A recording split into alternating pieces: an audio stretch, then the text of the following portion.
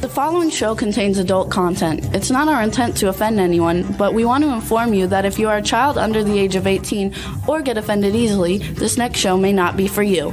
The content, opinions, and subject matter of these shows are solely the choice of your show hosts and their guests, and not those of the Entertainment Network or any affiliated stations. Any comments or inquiries should be directed to those show hosts. Thank you for listening.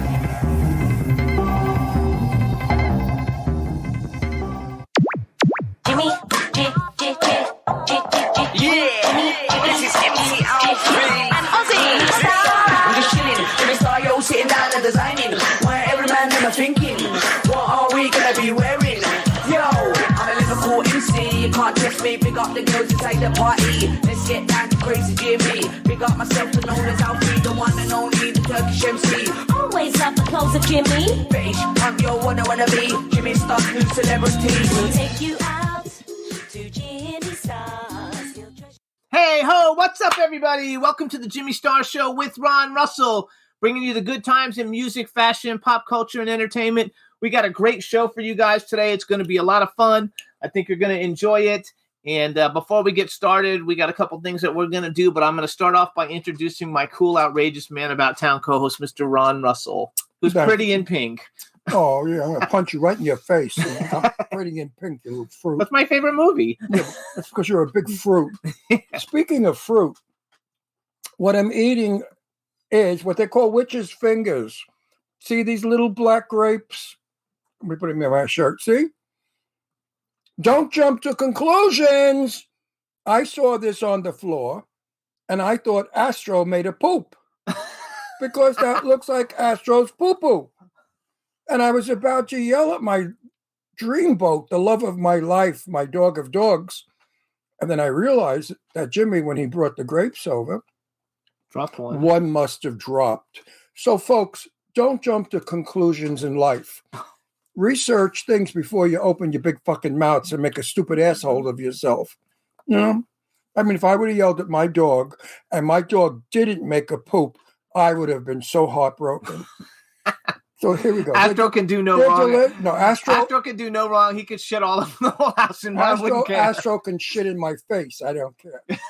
I love that dog. He could piss on my nose. I don't care. I love that dog so much. You have no idea how much.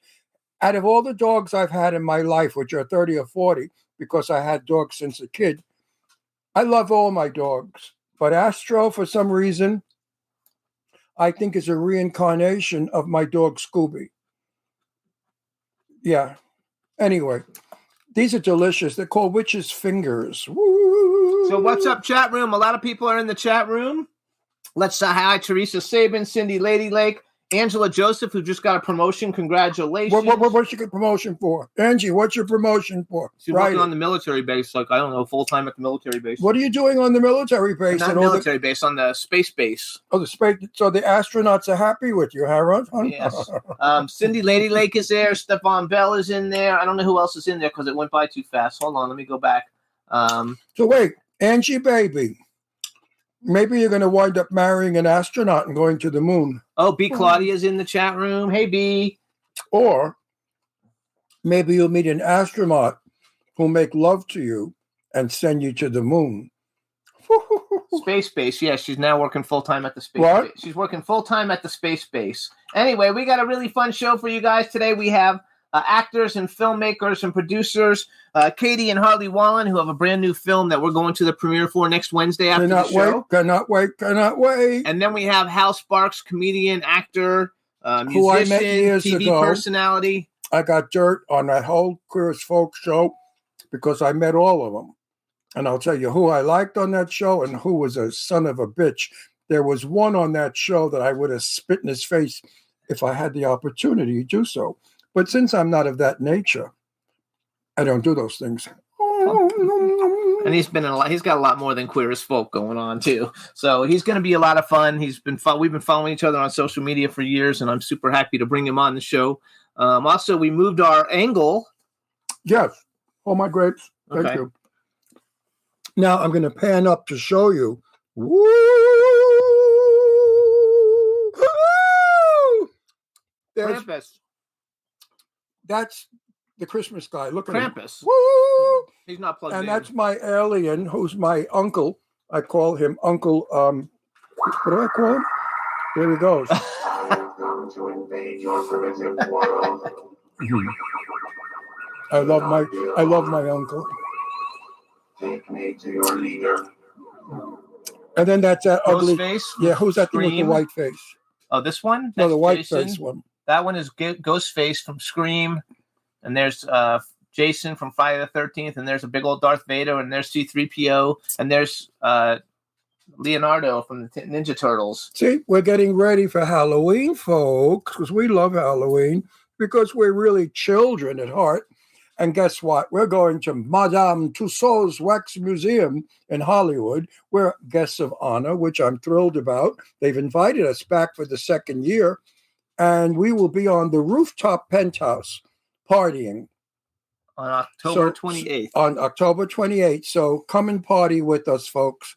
The money that you buy on the ticket goes to St. Jude, a children's hospital. You want me to get rid of these? We put them on. I'm not going to eat grapes in the whole show. What if I look like Julius Caesar? Oh. Anyway, last year the event was fabulous. Everybody came dolled up, dressed up, looking incredible. The rooftop is beautiful. And the food was, what do you expect for 500 people? But it was all right. It was edible. And I had a great time. So I'm looking forward to doing it again. When is it, Jimmy? October 28th. And you can go to Hollywood Hotness. Wax. And the nice part is, after you buy your ticket, you can go to the Wax Museum and see all the movie stars and famous celebrities that have been done in wax. Yes. And the ticket is what, $35? Yeah, I don't exactly know, something like Something that. like $35 a person, which is a joke. I mean, you get food, you get Madame Tussauds wax dummies, and you get to see Jimmy and a lot of other cool celebrities. And a lot of other cool celebrities. All you have to do is Google Hollywood Hotness. You know what? I need a neck job. Look at my neck. It's getting old. No. See, years ago, they used to cut it back here. You look like a puppet. Now they make a slice down the middle and they seam it this way, so you don't have that puppet look. I'm going to do that. I'm going to get rid of this. No. I don't like it. Look at it. It's ugly. That's funny. I don't like aging, by the way, folks. I'm having a lot of trouble with it. But then again, I don't know anybody who likes aging. Nobody's looking forward to it. They say if you sit up straight, you won't have that wrinkle. Oh, yeah, bullshit. Bullshit. It's called chicken skin. Like a turkey. Oh, here, don't hold that for a second. Bee's taking a picture of us. Hang on. Hey. She wants us to look all nice. There you go. She says, don't move for a second. You got it, Bee? All right. I hate phony smiling pictures. Oh. So real quick, you guys. Let me sit up. It doesn't do anything for my neck, but it makes my tits go up. My chest, my pecs. Yeah, if you sit up straighter, we have to go up higher because our head gets cut off. Now I'm sitting up straight. But look, it's still hanging. Look, it's like two testicles hanging in my throat. They look like little skinny testicles. Look. All right, everybody. So real quick, we want to thank everybody for tuning in every week. We've had some really great guests in the last couple of weeks. We got some great guests coming up, and we've got great guests today. You can hear the show every week on iHeartRadio, Apple Podcasts, iTunes, Spotify, Amazon Music. Now, shut up and look YouTube, at this. Google. Shut up. Look at this. No, look at this. Look at this. No, you can't interrupt the commercial. I look 40 instead of 82. No. Oh, look, I'm going to have it done. YouTube, Google Podcasts, Radio Public, TuneIn, Pandora, Amazon Prime, and SoundCloud. Yasm. And you look fabulous just the way you are. Fuck you, I look fabulous. You know, you're so full of shit. Oh, Dave Hughes says you're messing with your balls again. Yeah, that's what they look like. You know what? There's an old joke. A movie star, a male movie star, had his face lifted so many times his balls are now in his neck. But it was about a woman. I forgot who. Let's say Joan Crawford. Joan Crawford had so many facelifts, her pubic hair now is a goatee. You gotta love it. This friggin' guy, would you get your hands out of my head? Oh, I hate him. That's Krampus. That was my last year's birthday present. No, 2 years ago's birthday present, right? 2 years ago. 2 years ago's birthday present. That it was. You gotta love it. So we're gonna take a quick music break, and when we come back, we're gonna have our new guests. Our great guest coming on. We're going to play real quick Young Zuck's Let It Go because he just texted me, so I thought we would play it. Where are you, Zuck? You're supposed to come out to Palm Springs, you two-bit phony. And so enjoy it, you guys. And that other thing. This is that Zigzag. What's his name? Zach. Zigzag Zach. All right, Two phony balonies from Hollywood. You're supposed to come to Palm Springs, and you're not coming. They're coming. So anyway, here it is, everybody. Young Zuck, Let It Go, and we'll be back with Harley and Kaiti Wallen. Ooh. Don't tell me let it go. Yeah, woke up on a Sunday, thinking it was Monday. Can't remember last night, I just remember one day. Model on the runway, searching for the one thing. I'm just trying to kick back and maybe have a fun day. Don't tell me let it go. On the road at the show, just to show. When you're only feeling down, you let me know. Don't tell me let it go. On the road at the show, just to show. When you're only feeling down, you let me know. Like a model on the runway, searching for the one thing. Can't remember last night, but I know it was a fun day. Woke up on a Sunday, thinking it was Monday. I wanna do it all again. Remember just that one day. Don't tell me let it go. On the road, at the show, just to show. When you're only feeling down, you let me know. Don't tell me let it go. On the road, at the show, just to show. When you're only feeling down, you let me know. Don't tell me let it go. I did ditch you 'cause I had to get my time right. Feeling so good, see my pictures on the spotlight. You know it's through, you messed up too. Whenever you call, it's not going through. And now we're rocking at the show up in the nighttime. Feeling so blessed, like an ivy from the lifeline. I'm up past two, I'm all drunk too. And that's just the truth. I woke up on a Sunday, thinking it was Monday. Can't remember last night, I remember one thing. Model on the runway, searching for the one thing. I'm just trying to kick back and maybe have a fun day. Don't tell me let it go. On the road at the show, just for show. When you're only feeling down, you let me know. Don't tell me let it go. On the road at the show, just for show. When you're only feeling down, you let me know. Don't tell me let it. Heart overload, heart made it go. Play my cards right, yeah, I will never fold. Gotta let it go, but you won't let me go. Baby, there's no faking, let my true emotions show. Trying to balance thoughts, put me in different ways. Find myself from being lost, I'm on the straightaway. Now I'm on the coast, chilling in another state. Cheers, let's make a toast. I woke up on a Sunday, thinking it was Monday. Can't remember last night, I remember one thing. Model on the runway, searching for the one thing. I'm just trying to kick back and maybe have a fun day. Don't tell me let it go. On the road at the show, just for show. When you're only feeling down, you let me know. Don't tell me let it go. On the road at the show, just for show. When you're only feeling down, you let me know. Don't tell me let it go.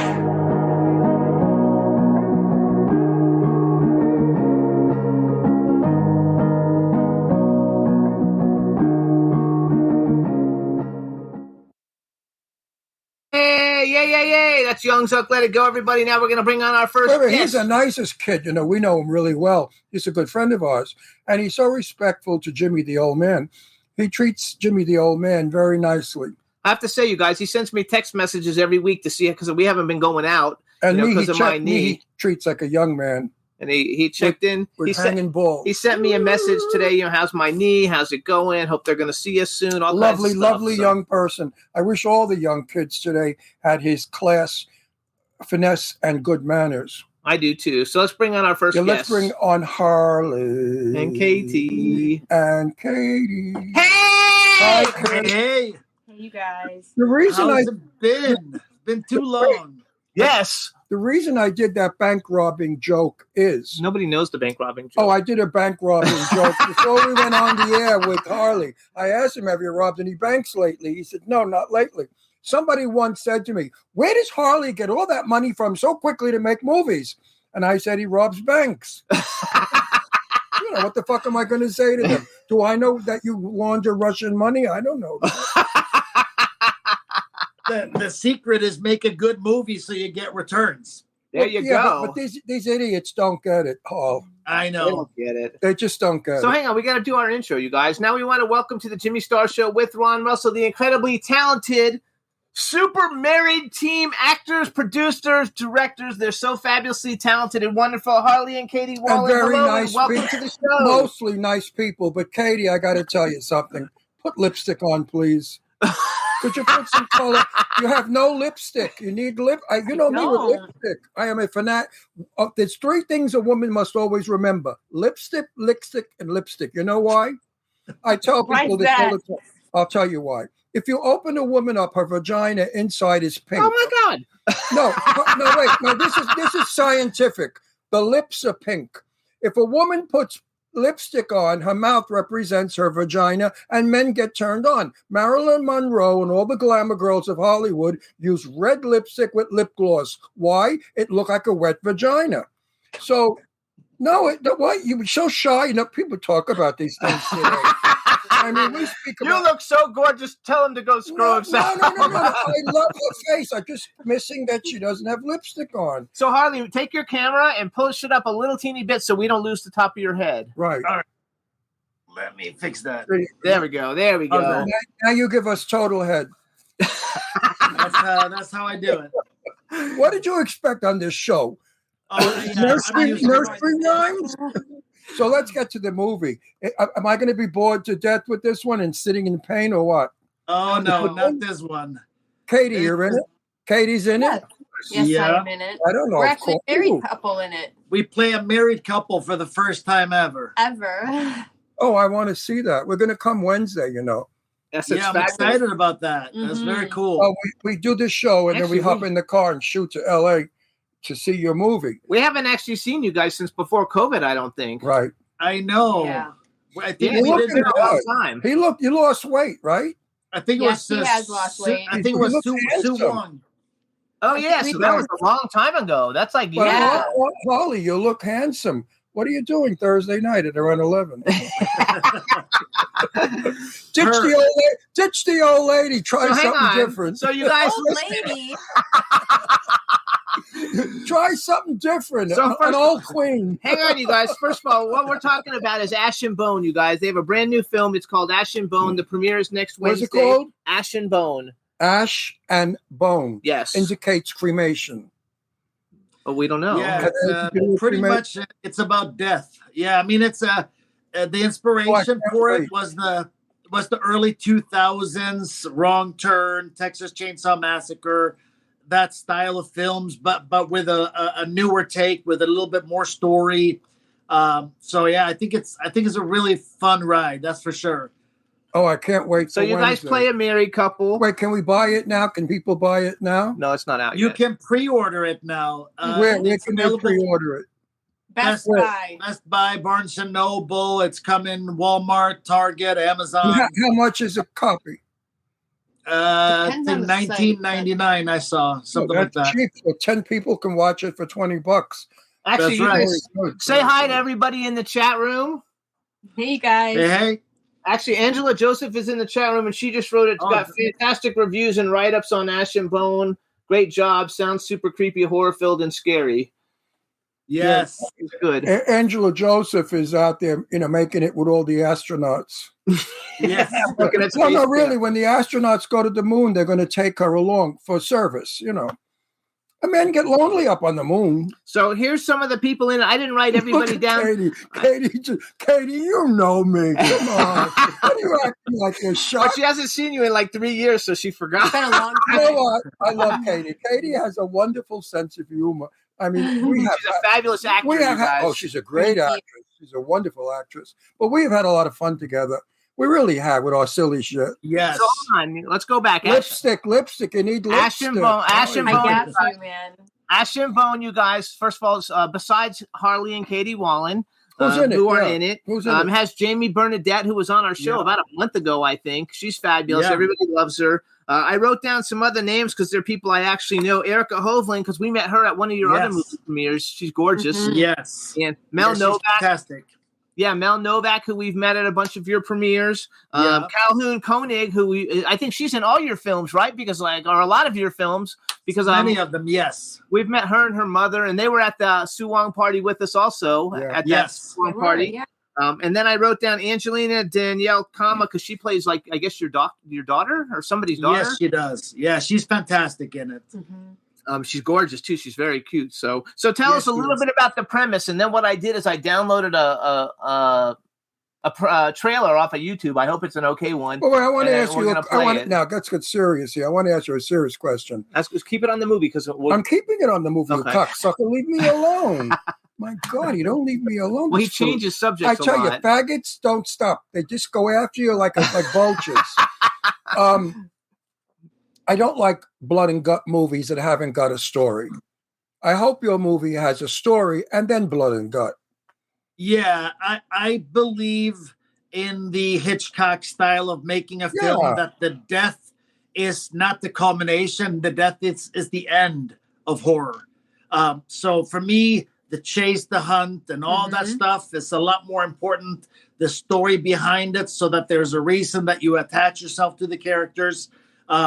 If all you care about is dumping blood on people and having a huge kill count, it's going to be a garbage film. Yeah. That's what they do. You know, the same shit. 10 people in a room, one by one, they all get killed disgustingly. I'm so bored with that. Katie, I hope you don't get killed in this film. Oh, don't tell us. Don't tell us. But I really don't want to see anybody I know get killed. Actually, in the chat room, I mean, Harley can get killed. He's a man. Who cares?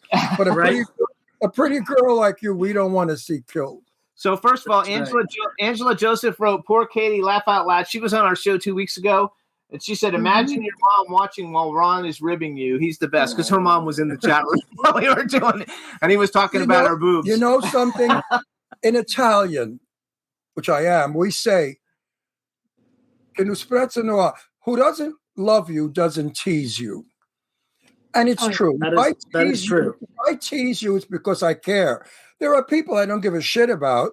And when I meet them, I say, "Hi, nice to see you." Like in my underbreath, "Fuck you." And I think, but when I like people, I tease them. I've done that all my life. And that's why I'm successful as a stand-up comic. And our show has 1 billion downloads, 5 million viewers. And we just won an award for being number 11, the best podcast show. So kiss our ass a little. We're big stars. No, that's definitely awesome. And you know what's really cool? Every single premiere since Betrayed that we've done in LA, you guys have been there, and that means we're a lot. We're fans. I really appreciate it. We're fans. We love what you guys I like do. your movies. We're fans. No, we got invited to. We're fans of you too. We are. Wait, we got invited to 1 million red carpets and movies. We don't go because we know that I can't sit through them. My ass hurts. No, really, because I'm bored to death, and I have to be polite. And then after in the lobby, the people come over. "Ron, what did you think? What are you going to say about my movie?" And then I say, "Oh, I don't know. I haven't figured it out yet." Because I really want to say it stinks, but I won't do that. I'll never down. Plus, we had a few that Ron fell asleep and was snoring in them, and the people whose movie it was were right in front of him. Oh, no. I couldn't help it. I'm old. Old people fall asleep and snore. You know that. It's funny. So I want to say, Dave. I've never fallen asleep on any of your movies. Dave Hughes in the chat room also. Thank He's you. from the UK. He's a big music guy. He said he just watched the trailer and the musical. Oh, are we going to watch a accompaniment trailer? And the sound is awesome. Do we have a trailer? Yeah, we're going to Thank watch you, the thank trailer. you. So All right, tell what us do a we little Let's do it. Tell us what you can tell us about the premise of the film without giving anything away, and then what we'll do is play the trailer for I want to everybody. see the trailer. So we Oh, shit, play lipstick. the parents of Angelina, and she's a rebellious teen, and she's not my first wife. So Angelina is not real happy about our relationship and is rebelling against us. I had this great idea that I'm going to take her up north where I used to go as a kid with my family and Try to make things work. Unfortunately, we run into the McKinleys, and I'm telling you right now, Jimmy Doom and Erica Hovland will be at horror cons for the rest of their lives, signing pictures of themselves because they're incredible. I just hats off to them, just amazing. I can't wait. I really like Erica. She was so cool. I don't know which one of your premieres we met her at, but she was super cool. And she's like, she's like gorgeous, you know, and you don't expect her to be evil. So when people see her in real life, if she's evil in this, people will never get that. Years ago, the greatest Betty Davis was evil, and she was beautiful, I thought, as Joan Crawford. They were all evil women in their movies. Not evil like demons, but evil like bitchy women. Like the joke that's going around. Have you heard that joke? A guy's on his first date, and he says to the girl, "And how long have you been a woman?" Oh. You love it? I think that's hysterical. That makes me think of Austin Powers. It's a man. Yes, that's right. All right, so what we're gonna do, Juan, cue up the trailer for Action Bone. Katie, you introduce it. Introduce the trailer, and after you introduce it, Juan's gonna play it, and we'll be right back.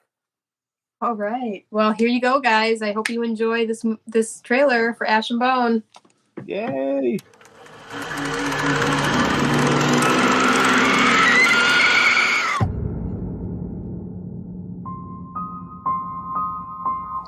You ain't from around here, are you? So what do you guys do for fun around here? You're looking at it. No haunted cemeteries? Maybe an old barn or something? There is the McKinley. Where is it? People around here don't really like to talk about it. They're creepy.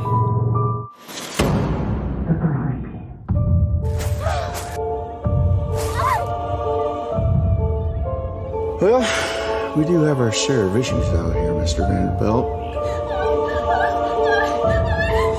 But do you know the story about Williamtown? You should stay still. Real still.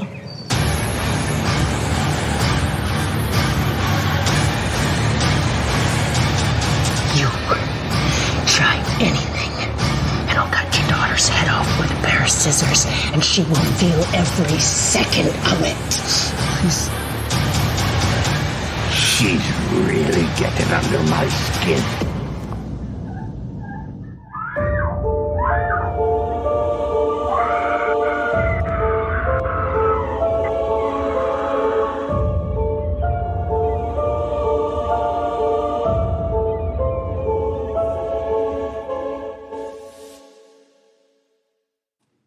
Yay! The cinematography looks great. I'm not familiar with Jimmy Doom. I'm gonna have to look him up because he looks creepy as heck. I gotta tell you, Yeah. folks, And everybody Erica does not look like herself at all. Yeah, she doesn't look like I didn't even recognize her. hang on. Here comes the review.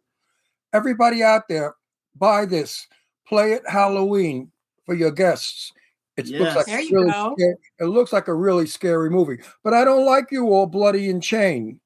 You didn't have lipstick on. What's wrong with you? I actually did have lipstick on. And false eyelashes and a push-up bra. I think he's mixing you up with Denise. Probably. She did not have lipstick. Lipstick? No, Denise did not have lipstick on. I love it. No, it looks good. It looks looks juicy. I like it. Thank you. Yeah, I think it's a really good run. And I'll tell you too, Jamie, Mason, and Angelina, that trio is also incredibly good. Mm-hmm. Really, really love them doing their little, urban exploring out in the countryside, getting themselves in trouble. I love it. So let's move and talk about it because you guys are so busy. I went down your IMDb. I was like, look at all this shit. And I follow both of you guys on Instagram and on Facebook. So I see all the different stuff. You just wrapped the movie Finding Nicole, which I know it'll take a while for that to come out. But you're working with some very cool people. And actually a lot of these people we met through you. Now we know them. Richard Tyson, Sean Whalen. We already know Vita Ghaffari and Deborah Lamb. But through Finding Nicole, so that was, and you were Nicole, right, Katie? Yes, I was. That's a heavy duty, that's not a horror movie, right? That's a heavy duty, family. What do you call it? Husbands beat up their wife kind of movie. It's a true story, and it was covered on Inside Evil, and it's a really, the fact that Nicole is still alive today to tell her story is almost to the point that it's so amazing how many times she could have been gone. It's a really wild ride. Domestic abuse. Our viewers have to know what you're From talking domestic about. abuse, right? It's Her domestic husband used to beat her up.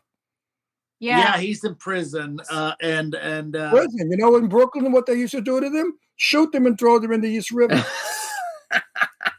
Yeah, so I'm not lying. That's the truth. I was just when going to you say, think about the statistics, 1 in 3 women will be assaulted by an intimate lover in her lifetime. 1 in 7 men will be assaulted by an intimate lover in their lifetime. This is epidemic type of stuff. Yes. And we just sweep it under the rug. So this was an important film to make for that reason. Jimmy tried to sexually assault me once, and I punched him in the face. He was out cold for a month. Yeah, right. Faggots, they fall apart easy. You hit a queen, they dismantle. So, Katie, though, that was a film that, I'm really excited about it because I saw a lot of the pictures and stuff that you did from it, but you're going to, that's giving your acting chops something that you haven't quite had the opportunity. You've done a lot of heavy duty roles, but this is heavy duty in a different way. Oh, definitely. I would say the closest one would be Betrayed, the human trafficking movie that we made here I back in remember that one. 2017. You were in a cage in that one. Yes. But that's not like it was. They're awful in their own way. This was a growth for me as an actress, as a person. This really opened my eyes to what I thought was me not seeing this stuff happen around me, but it's me not paying attention to the signs, knowing what is actually happening around me. You're giving away the plot. I'm talking about the growth as an actress and as a human being. Oh, you're not talking about Ashes and Bone and Ashes? This is Finding Nicole. It's a new movie. Finding Nicole. Oh, you're going too fast for an old man. Brain doesn't function. And actually, though, this is a public story, right? Like you guys got a script based on a true life story that actually happened. So everybody. Yeah, Nicole, the actual Nicole was on set with us almost every day. She was involved with writing the script with us and everything. It's been a really cool journey. Because you guys do so many moves. Said that she had to relive that. But I think living it. Yeah, she has something called the Enough Initiative. She goes to high schools, talks to kids about red flags, and helps people sort themselves out. I love it. So I think it's fantastic. Okay, so do you guys have a TV show on Tubi too that had a season? Yeah, we have a TV series called Tale of Tales, takes place in a strip club. We had some distribution issues with that one, so we switched distributors, and it's about to be back up again on Amazon and Tubi and a few other places very, very shortly. But yeah, that was. I saw something on IMDb that said season 2, and I was like, "What happened to season 1?" Because I remember everybody talking about it. You had a lot of people talking about it, and then I went to look for it, and I didn't see it, and I was like, "I don't know what happened to it." But Tale of Tales, and one reason I'm familiar with it, besides the fact that you guys are involved, was that Jan Birch is in it. You know, Jan is amazing in it. Yeah, Jan is. I think it's one of his best performances. I agree. Yeah, Jan and I have spoken about getting out of these horror movies and going into feature films, because Jan is really a superb actor, and he can do feature films, which brings me to segue into, I will be in a movie soon, which is a feature film to go to theaters, not Walmart. And opposite me is the guy from Star Wars. What's his name? Mark Hamill. Mark Hamill is playing with us. I have a major part in this movie, and I'm going to win an Oscar, an Emmy, and a Golden Globe all at once. Listen to him. Anyway, we shoot it January 10th in Nevada. I'm excited. I can't wait to go. I'm working. Jimmy is working his ass off. He's got 3 or 4 movies he's producing, and I'm in about 6 movies coming up in the next year. So I'm very selective now at what I do. I'm not doing those $2 movies anymore. Yeah, that's smart. By the way, you missed one of ours that Jan is in. We made a vampire movie called Beneath Us All with Jan, Sean, and Maria Olsen. We've had all 3 of them on our show. I told Jan, I say, you're too good looking. You're too good of a talent to waste time on $2 movies. Really, you got to get in there and do good films. I encourage him all the time. Wait a second. Where's Benny? Hang on, shut up. In fact, Jimmy's got him in one of his movies, which is a feature film. So Jan will be in the feature film. He's in a lot of feature films. He's Listen, when I he's in almost all of our feature films. Yes, right. And yours are great. I call a feature film where you go to a theater and pay a ticket to sit down. Beneath Us All is a guaranteed theatrical. We are closing a deal as soon as I get back from LA on that one. Wait a second. Tell us, Sean Whale. Ash and Bone was supposed to be a theatrical, but they were originally going to release it in August, and they did not want to do a theatrical going up against all the big guns in October. So Halloween ends kill it for everybody. Yeah. So we downsized the release. One thing that's super cool about all you guys, all your films, is that you're very good with the distribution. I mean, I've seen like times where you like put posts up and, you know, like they sold through all the Walmarts and they're going through the second printing. I mean, you guys are really killing it with that. Actually, you guys are like your own self-contained movie-making machine. You're probably one of the only groups of people. There's another group, the Mahal brothers, are kind of like that too. Yeah. Except for that they crowdfund, which is different because you guys don't do that, which I think is much better. And you guys for the indie film world are probably like the two best, contained groups of people who turn out great movies all the time, and you turn out a lot of them. The only time I'm doing a film that's not a feature film, I promise Joseph Kelly, I'm in the revisiting of Clam Hotel 99. And that's because I played General Milan, and it's a backstory of how it all came about. So I said, I love Joseph Kelly. He's a good buddy. He'll be there Wednesday. Oh, good. Joe will be there? Good. Yeah, so we're going to shoot that, I think February, or sometime we're shooting that where it's cool, thank God, for a change. Because usually when we shoot out at the motel, the ugly haunted house motel, it's 100,000 degrees. So hang on, I want to go back because what's Realm of Shadows in? Is that out already? Because I didn't. No, that's Jimmy Drain in Colorado is the producer and co-director of that. Oh, so that's not your film. You're just in it. Yeah, I'm in it, and I do help them. I do help them with some distribution stuff and so on and so forth. Jimmy's a really, really good guy. Oh, yeah, that's cool. Okay. And then I also wrote down Just Another Dream, which I wrote Harley next to it, which means that I don't know if that means you're in it or that means it's yours. I'm in it. But that one is a small role. It's one scene and that one same thing. I was helping them out with a few things. So local project, actually a really good story. A lot of teenagers and a bit of fantasy, a touch of premonition. It's a good ride. I really like that movie. I like it. So let's hear from Katie. Katie, what do you think of all this crazy shit? Films and movies and all the nonsense. How does it interfere with your life at home? Raising a family and doing all these films?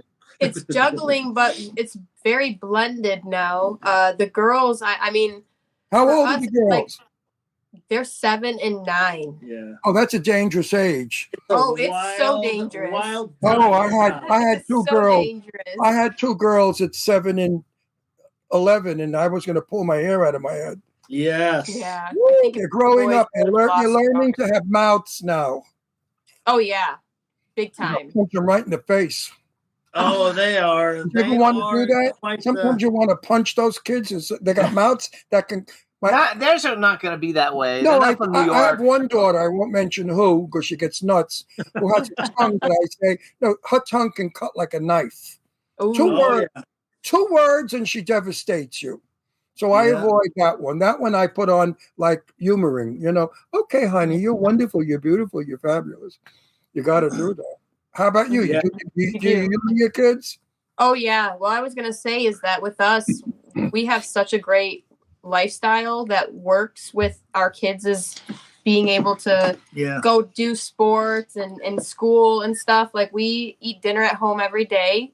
Cook every day. He cooks, and then we spend a lot of time together and we talk a lot. And I will say, because I know that like we just said 7 and 9 are scary, but they're actually being able to confide in me in things and talk with me about problems that they're having at school. And I love that because I'm supposed to be there for them for that, Absolutely. Yeah. But one thing I want to tell you, and I did this to both my daughters, I drove them crazy about drugs. No. I used to smell their breath when they came home if they had drinking. If they did drugs, my daughters both never did drugs. And they're old ladies now. One's 54, one's 48. And they look back and they say, Daddy, I'm so grateful that you told us about drugs. We never had to go through what we've seen a lot of people go through. So much worse nowadays. And children, drugs, they can get anything in the high school. I mean, so you must instill in them that drugs destroy. Oh, yeah. We talk with them about all that kind of stuff. Jane Russell was my best friend, okay? And I'm going to say something maybe Jane won't like, but I'm going to say it. Jane said to me, her alcoholism ruined her career. She was an alcoholic, and it ruined her career because when the word got out in Hollywood that Jane can't do a line, she falls down and she drinks in her dressing room. They said, screw you, Jane Russell. And the most famous woman in the world, which she was, suddenly went to zero. Yeah, that's common too. It's sad, but it's common. Drugs destroy. And the best thing is you two should never do drugs because your kids will see it and do it. I never did drugs, never did pot, none of that shit. I was raised very Italian, and my father was a wise guy. He'd have me killed if I did drugs. No, he would have me killed. When He I would told be my like, have more pasta. No, when I told my father I was gay, you know what he said to me? I'd rather see you in a grave than gay. Yeah, that's terrible. Oh, I thought it was funny. But anyway. It wasn't funny, though. Well, it was stupid. But, you know, he was stupid. So you guys saw other films that Harley and them have done that we've seen? Oh, wait a minute. Which segues to, not God forbid I'm going to do this. What if one of your children were lesbians? How would you handle it? Or better yet, what if they feel they're trapped in the wrong body? That bullshit. So long as what they do doesn't harm others, then, and obviously I would like for them to know, I would like for them to feel comfortable and really feel that that's the right decision, because you can't, especially if you're talking about like a sex change, you can't go back. Change it. No. So if you feel that way, then let's make sure that that's actually how you really feel. And I mean, pretty much we'd be supportive as long as they know that that's what they want. I mean, at the end of the day, I wish I could feel like you do. I'm so happy my daughters are heterosexual straight women. If they were gay, I'd be miserable. I would not want to see my daughters gay because of the life.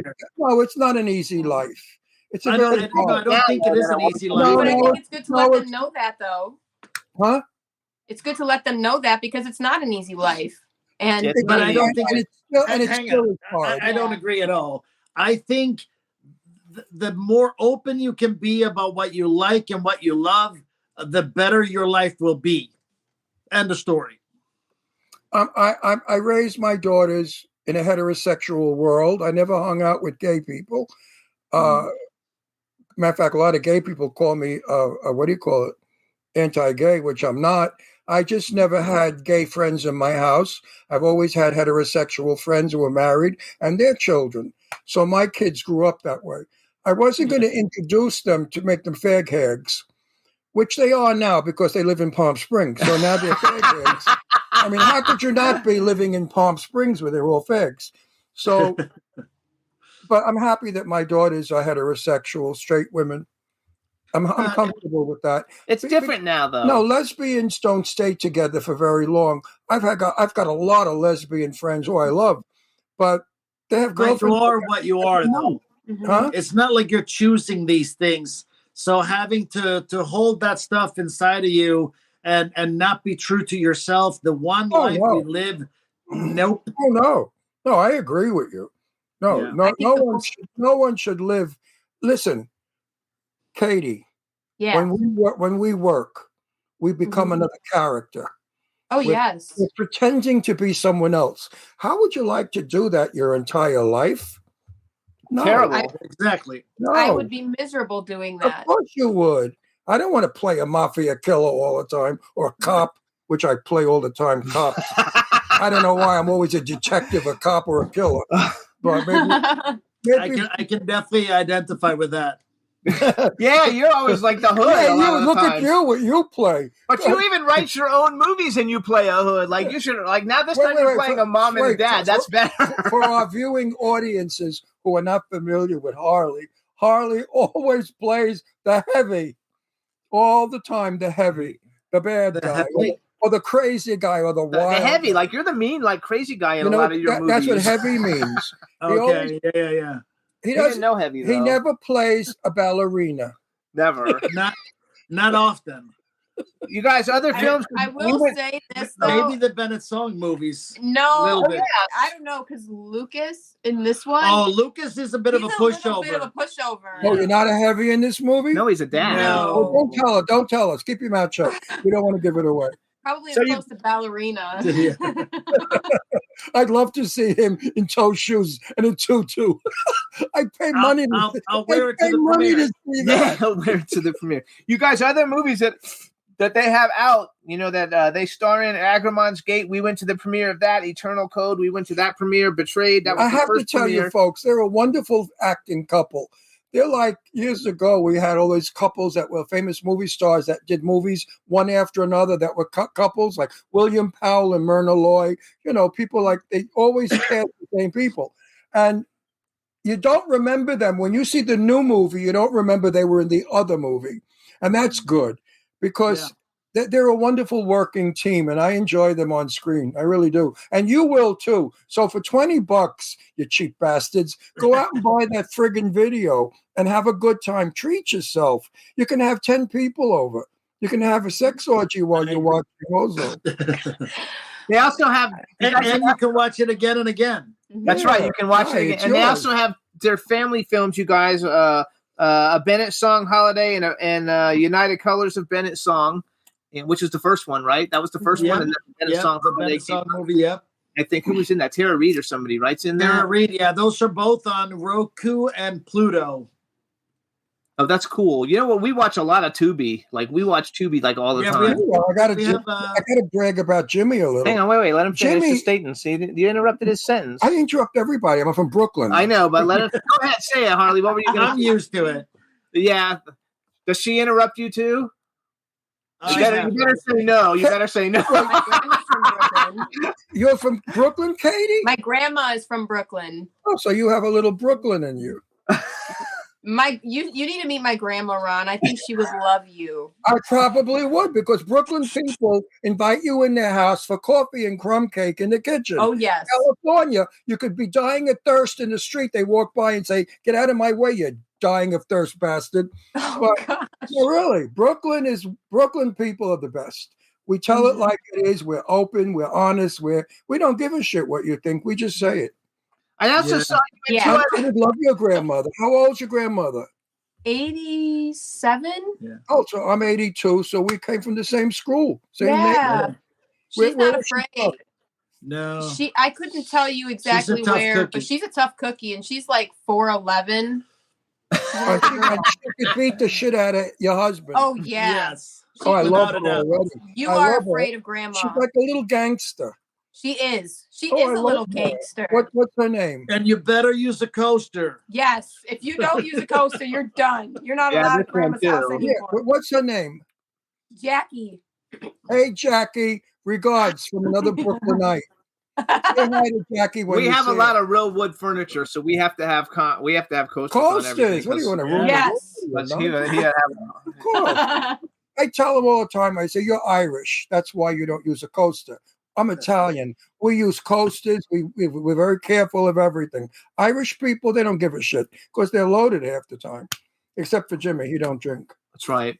So I noticed too in a lot of your movies, because I saw in 2 other movies, The Dead Rose and The Initiation, you're starting to work with, you kind of like have your own compound of like well-known actors you're working with, because I noticed you've done a ton of movies. It's called an ensemble. Hang on. With Richard Tyson, Vernon Wells, Lauren Mayhew, Jimmy Drain, Eric Roberts is in one of them. But Sean Whalen, you work with a lot. You work with Did you ever work with Jan Birch a lot? Did you ever work with Laureen Landon? Did you ever work with her? Yes, Agramon's Gate. Agramon's Gate. She's in the hospital bed. In it. Oh, she's in your movie? Yeah, Agramon's Gate. Yes. Oh, I remember Agramont. Yeah, you're right. Yeah. I love Jan's in that too, right? Jan's in that one too, I think. Isn't Jan in that? Yes. Yeah. Laureen and I did a love scene in a bar that they cut out of the movie because it was too like pornographic or something. It was too risque. Them kissing. I mean, we were like, we got carried away, and I thought, I thought to myself, when straight men see this, they're going to say, "I'm going to tell everybody I'm a faggot so I can get away with things." And Ron Russell gets away with it. I mean, really, I love Laureen. I call her my movie star. That's her nickname. She's so good. She's such a good person too. She is. She's an angel on this earth. And I adore yes, her. she is. I adore her, and she's a damn good actress. I finished a movie. I finished a movie of which I will never promote because the person that did it is a bitch. But anyway, Laureen was wonderful in that movie. She's a method actress. She stayed in character the entire shoot. And she really stole the movie. Yeah. Yeah, I think she kind of steals the show in Agramon's too at times. Yes, her performance in that. I remember she had the cigarettes on the porch. She was sitting there bitching. No, that's not what movie was Agramon's Gate. She's like in the hospital. She's a psych in the psych ward. She's in the psych ward. Oh, okay. I got he can't remember titles. You know what? You know how many movies I see, Harlan? Harley. That many. That many. Harlan, somebody he just got off the phone with, actually. There is a real person named Harlan. Listen, let me tell you something. 82 years old. Your mind goes, but thank God your dick doesn't. I'd rather my mind go than my dick, tell you the truth. So I'm happy. No, at 82, you get a little weird. So you guys check out Ash and Bone. You want to watch it? You want to watch the trailer because we want to get the trailer views up. I want to give a shout out to Joe Williamson. I know you guys worked with him for a long time, and he does a great job with the premieres and all the press he's been getting. Guys, and he's a true talent, and so I want to give him a shout out. I want to ask some questions that aren't your movies related, and I like to do this with all the actors and stuff. So, wait, I want to say something before I forget. Okay, would you guys like to go to Madame Tussauds rooftop penthouse Halloween party?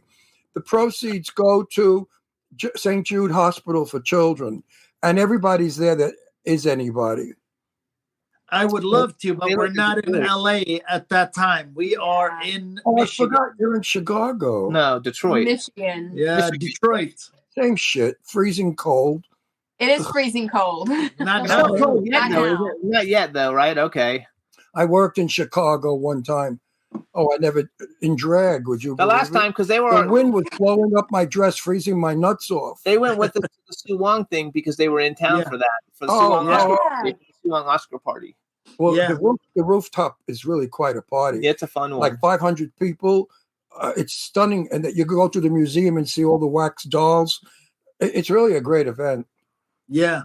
How do you like living in Michigan? How do you like living? Why aren't you in California? Because they have because this works really, really well for us, and it's a great place to raise family. I think better than Hollywood. Yeah, I wouldn't raise a family. If I had little kids, I wouldn't live here. I raised my kids in Garden City, Long Island, which is a very waspy Republican town. Very prim and proper. Woo! They squeak when their asses move. But I did that for a reason, because I wanted them to be very strict. I didn't want to live in a liberal town like Hollywood where everybody's, oh, that's cool, man. Get stoned, get laid, get sex change. That's cool. No. So wait, I want to go back. I'm not to my a Republican. questions. I just said that. I'm just. I want to go back. I'm a communist. So bucket list. If you could have been in any movie, any Hollywood movie that's ever been made, both of you, any movie, it could be a new movie, an old movie, any movie. And the second part of the question is if any male and female actor, if you could put on a bucket list and you could work with any male and female actor in a movie, one of your movies or any other movie, who would you like to work with, and what movie would you have had? It's like a favorite movie that you would like to have been in.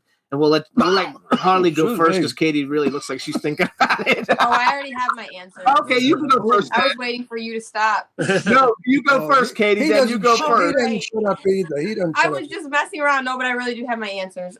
Yeah, Salt would be the movie that I would have been in. Oh, wow. I love Angelina Jolie's character.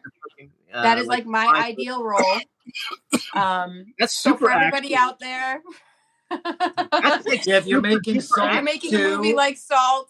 Please, just let me audition for you. I love that movie. Okay. And then who I would like to work with? Actually, it's kind of funny because a lot of it's probably a very cliche answer for most people, but Robert De Niro.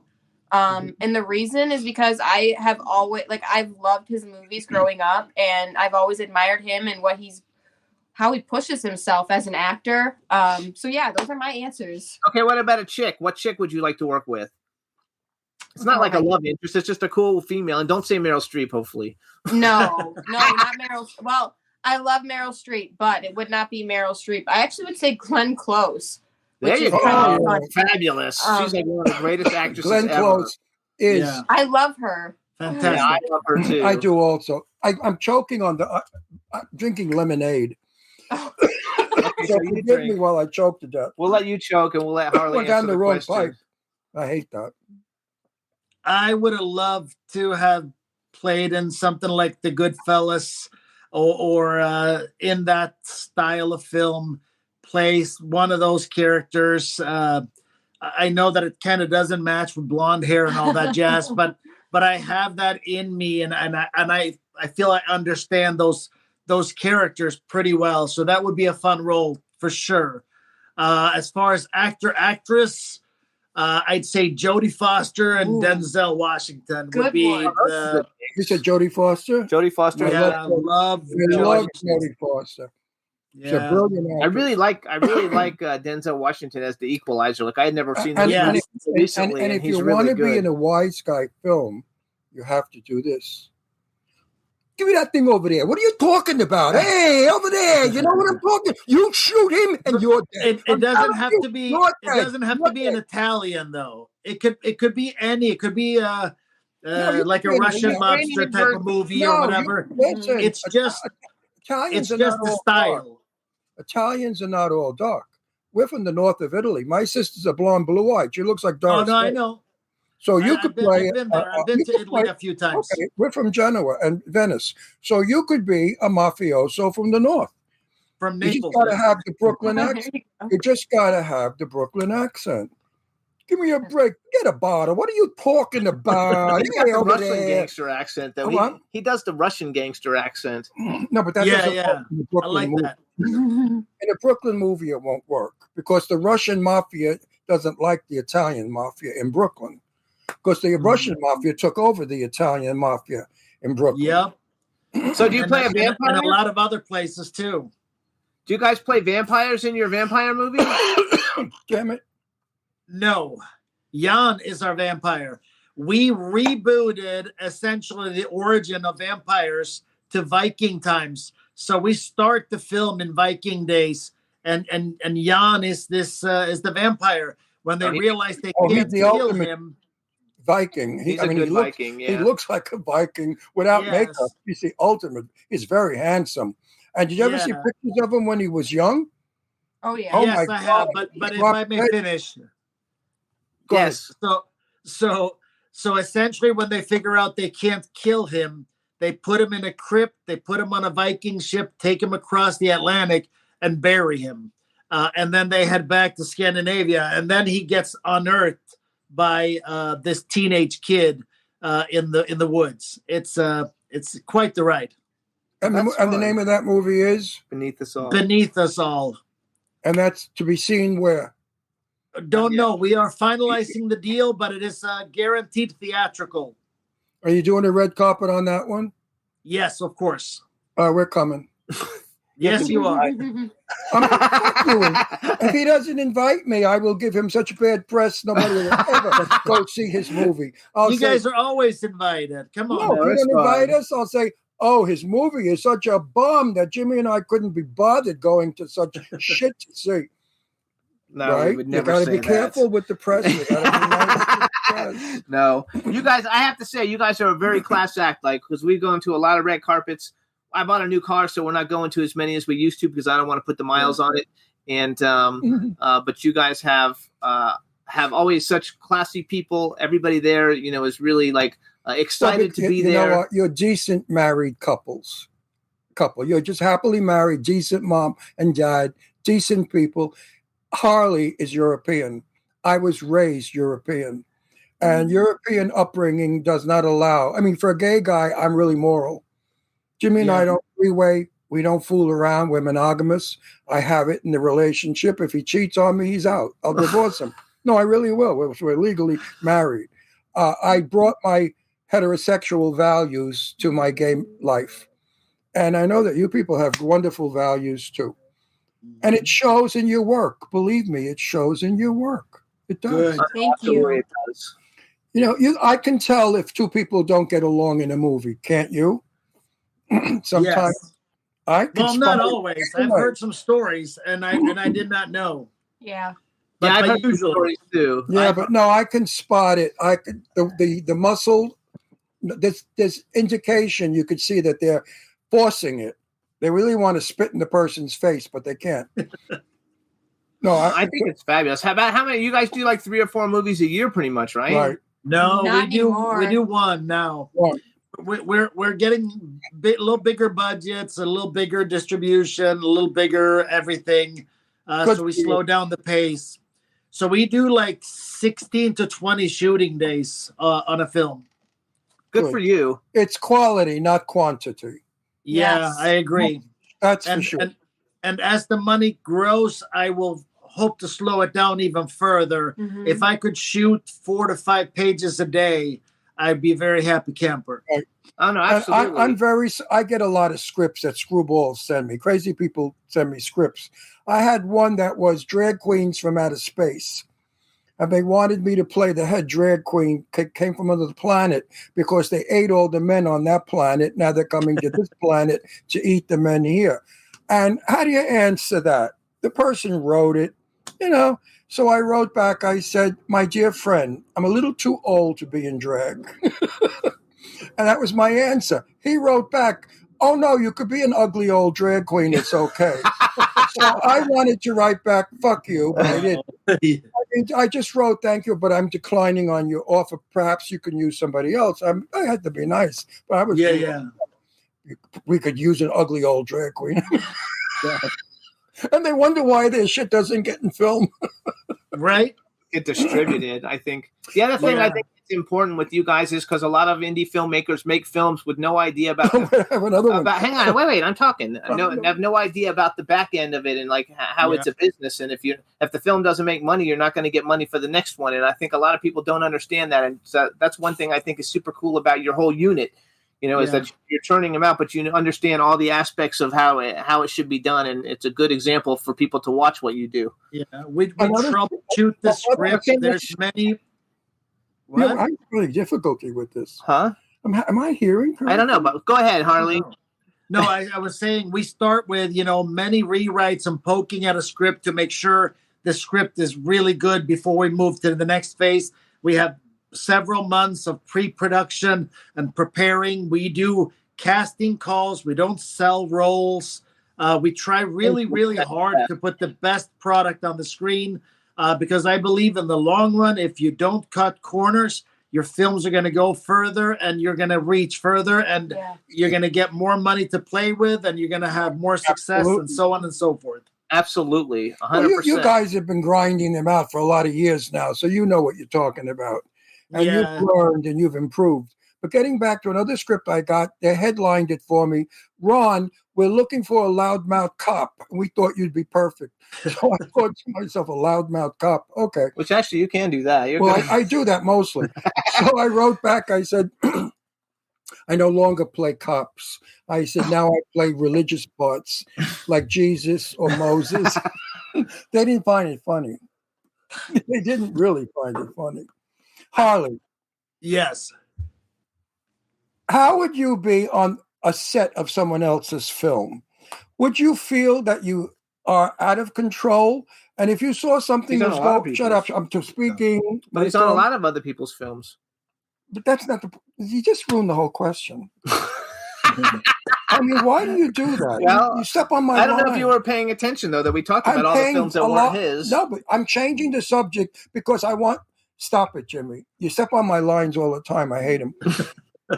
Going back, if you're in someone else's film and they're doing something incorrect, do you feel that you have to open your mouth and correct them, or do you go along with it? That's the question It depends on the size of the mistake. Mm-hmm. If it's a small well, first of all, if I have said yes to a role, then the mistake is mine. Because if I'm on a set that I shouldn't be, that's my fault. That's true. So it starts there. After that, I try to gauge how receptive they would be to feedback. And if I don't feel that they would receive feedback well, then I zip it and do my part. If I feel that they would be receptive, then I would definitely pull them aside and give them a couple of hints. Okay. You'll love the part. You read the script. The day of the shooting, you feel that a line doesn't work because you don't know the line until you work it. You know that. You can read a line, but you don't understand the line until you do it. Do you tell the director, I'm not happy with this line, could we rephrase it? I would, yes. If I've said the line enough times that it's not coming out of my mouth truthfully, then I would much rather have it come out truthful, and I would talk it over with the director for sure. I want everybody out there to understand this. Young actors, you don't have to ruin your career by reciting bad lines from a bad movie. Yes. Better to say no and work as a waiter for a few more months than to be in a bad movie reciting bad lines. What I dislike the most about actors of today is, and you may agree with me, they don't act. They are not the part. They read lines. It happens a lot. Yeah. I have worked with you. I just finished a movie. I forgot what it's called. What is the movie? No, we're not going to tell people the name of the movie if you're going to bash I it. can't tell you. I can't tell you the name of it. I just finished a movie a couple of weeks ago, and I wasn't happy with what was going on with the lines, and I felt it was totally wrong. And I said, listen, I'm in the business 64 years. I think I know a little bit about it. How about we change this and that and the other thing? And they agreed. And afterwards, they came over to me and they said, Ron, that was really good. Good thinking. Thank you. And I said, okay, you can't. I told the actor, don't read lines with me. If you read lines with me, I'm not into it. Don't you agree, Katie? I say to you, you and I are lovers in a park, on a park bench, and I say to you, I love you very much, and I think that we should go for ice cream after I kiss you 100 times. Oh, you're funny. I mean, would you like me to act that way? How are you going to respond? Well, I'm a professional, so I will. Making it true is on the actors, though. Yeah. I will try to do my part. I love you very much, Katie. Please leave your husband for me. I mean, that's reading a line. You can't. I'll be honest with you. I wouldn't do that. But no, you're missing my point. You can't give me. I'm not getting from you anything because I'm not giving you anything. Yeah. If I said to you, Katie, I love you so much. Please leave your husband for me. I'm giving you an emotion that you can hang on to and come back with. Yeah. Well, I have to feel connected. I have to say that. You. Actors have to be connected. And if I don't feel that we have a connection, I will at least try to pull you aside when I can and try to make sure that we work on it. And I mean, I have to at least be honest about it because it matters. Like, you don't want to see deadness in the eyes. But if you're any quality filmmaker, this should have been nipped in the bud. There should be a casting call. There should be callbacks. A rehearsal. There should be table reads. And a rehearsal. All of this stuff should have been weeded out way before that camera's rolling. But if you have problems when the camera's rolling, you did not do your job in pre-production. And Harley, I agree with you 1,000%. Yeah. I was in a movie a couple of years ago that we had a rehearsal. There was no table read. We went in cold. The first time reading the lines, doing the lines, and I was very upset with the director. And he and I had a fight, and I walked off the picture. Why did I walk off the picture? Because I wasn't going to continue to be a part of this disgusting mess that was being made. Yeah. Of course, the word went around, Ron Russell is temperamental, walked off a picture. Not true at all. It was I had difficulty with this director because he was mean, insulting, and an ageist. Yeah. So I left the film. I won't work in a film if I feel that the script is good and the director is botching it up. How do you feel about that? Oh, see, I mean, the director definitely has to be in tune with the story and be able to express themselves in a way that is healthy on set and be a professional. Like, I wouldn't be able to handle working with a director that is unprofessional to the capacity of not allowing me the freedom as an actor, what I need. I mean, there's a set of expectations that should be put on a set, whether it's the director, the producer, the actor, all of them. They all need to be able to coincide in some way. And you should strive for excellence. Yeah. I mean, it's that simple. If you don't strive for excellence, then it's going to fall short over and over again. Well, you're hired, Katie, to portray another person, okay? And for how long? No, in the film. And if you don't give me as a director, I'm not a director, but make believe, if you don't give me what I believe that character is, then a director should direct. But a lot of the films that I've been in, the director doesn't direct. One other film I was in, the director was in another room watching us on a television set. See, and I couldn't hear. I was playing a minister marrying this couple. The bridesmaid, who was 100 feet away, had a little voice. So I didn't hear when she spoke, and I couldn't hit the line because I didn't hear her. Mm-hmm. Audio didn't come over and tell me, Ron, you're not hearing her because she's so far away. So what we did was we made her raise her hand and speak. And I saw the hand and I was able to. That was a mistake on audio. Yeah. Now the film comes out. We have a wonderful black actor in it who I love to death. He's a good buddy of mine. And the scene is shot without lights. For some reason, they forgot to turn the lights on, and all you saw was his teeth and eyeballs. Well, we went hysterical when we saw the film. I said, this is so like years ago when they portrayed black people with only eyeballs and teeth. And he was hysterical laughing. I mean, he's a good buddy. So but this is how unprofessional the film was. Yet the film was released that way. How do you do such a thing today? How do you have bad and we're not talking about a $50,000. No. It wasn't a huge film, but it was like almost $500,000. It was $500,000. I had a trailer of. He gave me a trailer of my own, Ron Russell on a trailer. I never had a full friggin' trailer. He didn't need a trailer for 2 days' work. Right. The food was fabulous. I mean, the money on that film was spent like crazy, but they forgot to light it. They spend it on the movie. They spent it on other shit. They didn't light it. Cinematography and gaffers are so important.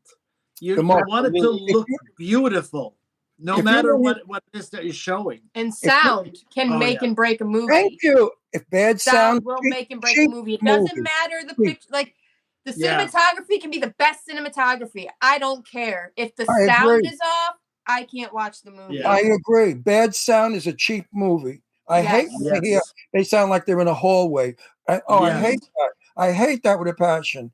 But too many bad films have been put out there that gave horror movies a bad name. You know, I'm still from the Alfred Hitchcock Psycho day. How clever, how wonderful, how brilliant that was. From horror Hitchcock to Craven to Stephen King. Stephen King. An eyeball falling out doesn't have to be horror. No. You know, there was a movie years ago we saw called Inner Sanctum, and you never saw the murderer. You only saw a shadow. It's like Bird Box. What? Think about Bird Box. You never see the monsters. I love that because your mind creates the monster. Yep, and it's a lot scarier than the special effects that they would have put in. Even in the Quiet Place, it's the same thing. You see very little of them. Yeah. Very, very little of the monsters. I really believe in your success, and I really enjoy your work, is because 46 years ago, in 1959, I made a movie with Sophia Loren and Tab Hunter. And I worked with Sidney Lumet, the director. So I come from a different school than today. Yeah. And when back then it was all about excellence. When I see professionalism, I see you guys. And everything you say, I agree with because it's old school filming. Yeah. And, I mean, why your films are so good. We really tried to go back to all the greats and look at all their systems because there are best practices that you can pick up. You don't have to reinvent wheels. There, you know, how many Instagram followers you have will not dictate how good of an actor or actress you are. So even though those things to some degree matter, at the end of the day, what matters more than anything else is, did you make somebody sit there for an hour and a half and enjoy the ride, or did they get sucked into the story? That's what matters. Absolutely. But you can't do it without professionalism, without experience, and without know-how. Remember one thing, Harley, you're standing on the shoulders of the great movie makers of the 30s and 40s and 50s. Amen. So don't cast that talent or knowledge away. Oh, when I act, When I act, they say to me, "Oh, but you act like nobody acts like that anymore. You don't do that kind of stuff anymore." I say, "Yes, I do. See what you just did with your hand?" Mm-hmm. When I work, I don't have my hands at my side because I don't do that. No, you have to be a three-dimensional full human. I will talk to you, and I did that in the movie. They almost fainted. They edited it out. I was a cop with my feet up on the desk on a telephone. How many people picked their nose on the telephone? Practically everybody. So I had the phone tucked under my chin, and I did this. They didn't like it. I said, "Why? The kids are going to love it. It's a kid movie, these monster movies. You know, they don't listen." Yeah. Years ago, they did stuff like that, not picking their nose, but, you know, you do things like... Oh, yeah. You have to be alive. And you have to be true. As an actor, you have to be true to the moment. But a lot of these young, good-looking actors, they're worried about the lighting. So if you're just trying to look pretty, making movies is not probably not the best thing, because our job is to be vulnerable. Is to open ourselves to look real to the experience of the audience. What are you talking to? Hey. He's on the phone. Yeah. Do you believe that rude son? No, this is our guest, and I'm trying to get it worked out. Oh, it's our guest. It's our next guest. It's Hal Sparks. You don't have the. Do you know who Hal Sparks is? Link? The actor from Queer as Folk. Hal Sparks. Yeah. Very big actor, very famous. He's coming on after you. So very cool. Our show on it is what the link actually says. Very cool. Is he's having a hard time getting connected? It sounds. You know what? Jimmy does a rehearsal the day before with new people. So they basically know what to do. But sometimes we run into difficulty. I just don't want to. Problem, text me, otherwise, and I can text. I don't want to lose him as a guest because we did a lot of PR on him. All right, thanks. Yeah. Bye. Was that Hal? Yeah. Is he having difficulty? He doesn't have the right link, I guess, or he didn't realize it was a link, but that's all good. So let's go back with Harley and Kaiti. So you guys check out Ash and Bone. Follow Kaiti on Instagram. It's at Kaiti Wallen, Kaiti Wallen.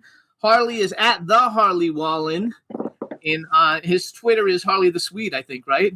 Yeah, it's from my fighting days. Yes, from his fighting days. And we will see you guys next Wednesday. I can't wait. So we can't wait to see it. Thanks for coming on. I want to give you both a big hug. Absolutely. Yes. No, you're very special. Too long. No, listen, I don't blow smoke up anybody's ass. You know I'm not a phony. If I say it, I mean it. Otherwise, I won't say it. But I really like you both a lot, and I respect you both a lot because I respect what you do. I'm a fan, and I'm not a fan of too many. I'm not a fan of too many people, but I am. I appreciate that. Thank you. So we'll see you guys on Wednesday. Can't wait. Yeah. And See you on Wednesday. will have fun. Lipstick, Kate. You. You have no Should be lipstick good on. times. If you don't have lipstick on, I'm going to drive right back to Palm Springs. Oh, she'll have lipstick. She's a natural. I want to see you all dolled up. I'm with not the wearing makeup. any makeup right now. I know, but at the red carpet, lashes and lipstick. Of course. Yeah. We take glamorous pictures because I love glamour. We have to bring glamour back. We have to bring Hollywood glamour back because you know what? You have to be better than your audience. If you look like your audience, they don't respect you. Do you agree with that? I think that there's a time for things, but glamour. Red A carpet, red carpet is glamour. A total drag for a red carpet. Yeah. All right, you guys. We'll see you Wednesday. See you Wednesday. Thank you. Thank you. Bye. Good interview, boys and girls. Thank you. That was sweet. You gotta love it. Absolutely. I love the both of them anyway. They're just nice people. So what you guys do, we're going to take a quick music break. Hal said he'd be on within 5 minutes. We're going to play No Authority, Can I Get Your Number? And we'll wait for Hal to come in. I just sent him the link, so hopefully it all works out. So please enjoy No Authority, Can I Get Your Number? Take it away, Juan. Can I get your number, baby? Can I get your number, baby? Hit me with the 7 digits. Can I get your number, baby? Hit me with the 7 digits. When you walked through that door, I nearly lost my mind. Your sexy attitude and something